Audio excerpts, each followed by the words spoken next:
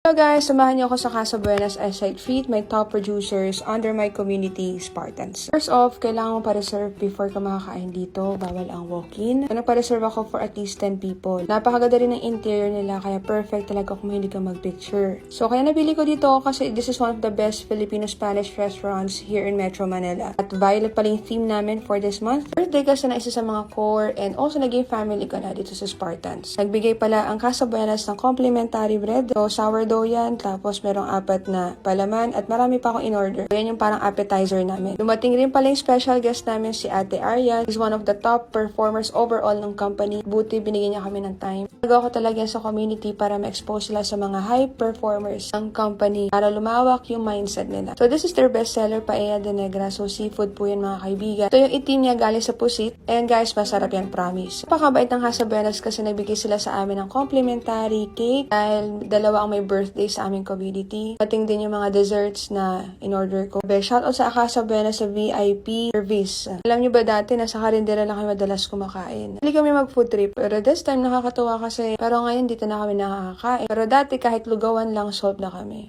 Para sa akin, the true measure of success is not how blessed you are, but how many people are blessed because of your success. Yun lang.